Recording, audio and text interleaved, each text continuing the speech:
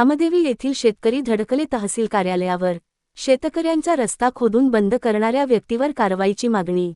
कारंजा गत 100 वर्षापासून जुना असलेला भामदेवी येथील शेतकऱ्यांचा वहिवाटीचा रस्ता गैर-अर्जदार काशीनाथ आखरे, बेबीताई आखरे व साहिल पाखरे यांनी जेसीबीच्या माध्यमातून 60 फूट रस्ता खोदून शेतकऱ्यांचा मार्ग बंद केला। त्यामुळे संबंधित अन्यायग्रस्त शेतकरी यांनी तहसील कार्यालय येथे धाक देऊन याबाबत तहसीलदार यांच्याकडे तक्रार देऊन निवेदन दिले।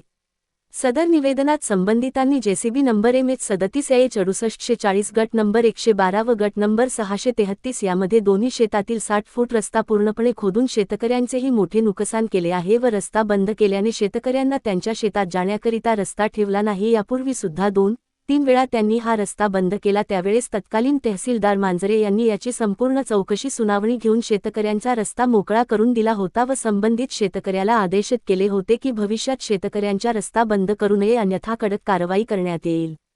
मात्र जुलै 28 रोजी पुन्हा हा प्रकार संबंधित शेतकऱ्यांनी केला आहे। दरवेळेस संबंधित शेतकरी हा अन्य शेतकऱ्यांना अश्लील भाषेत शिवागीळ करून जीवे मारण्याची धमकी देत असल्याचे निवेदनात नमूद आहे। शेतकऱ्यांनी रस्त्यासोबतच अन्य शेतकऱ्यांच्या शेतामध्ये पिकाचे नुकसान जेसीबीद्वारे केले असल्याने त्याची नुकसान भरपाई देण्याची मागणी ही निवेदनातून करण्यात आली आहे। संबंधित काशीनाथ आखरे हे नेहमी त्यांच्या पत्नीला समोर करून शेतकऱ्यावर दबाव तंत्राचा वापर करीत असल्याचे शेतकऱ्यांचा आरोप आहे। त्यामुळे कायमस्वरूपी 100 वर्ष जुना असलेला हा रस्ता शेतकऱ्यांसाठी खुला करण्याची मागणी निवेदनातून करण्यात आली आहे। निवेदनावर शेतकरी पूनमचंद सोमानी, संजय माने, मारुती दाते, सुरेश जाणेकर, तुळशीराम उडाखे, प्रमोद कणेकर, कैलास माने सर्व भामदेवी येथील शेतकऱ्यांच्या हस्ताक्षर आहे।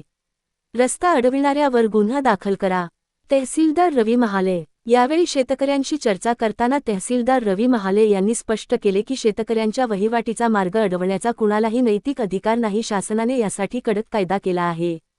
याबाबतचे परिपत्रक सुद्धा आम्ही पोलीस स्टेशन व संबंधित यंत्रणेला दिलेली आहे। शेतकरी स्वतःहून संबंधितावर या गुन्हा दाखल करू शकतो असे सांगून आम्ही सुद्धा तत्काळ रस्ता आढळणाऱ्यावर गुन्हा दाखल करणार असल्याचे स्पष्ट केले। मंडळ अधिकारी कांबळे यांना बोलवून त्यांनी शेतकऱ्यांचा वहिवाटीचा रस्ता तत्काळ मोकळे करून संबंधित शेतकऱ्यावर कारवाई करण्याचे निर्देश दिले आहे।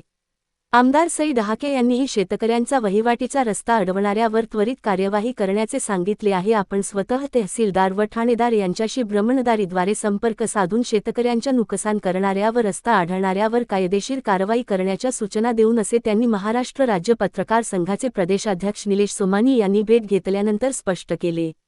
महाभारत न्यूज कारंजा लाड मुख्य संपादक रिजवान खान, उपसंपादक नदी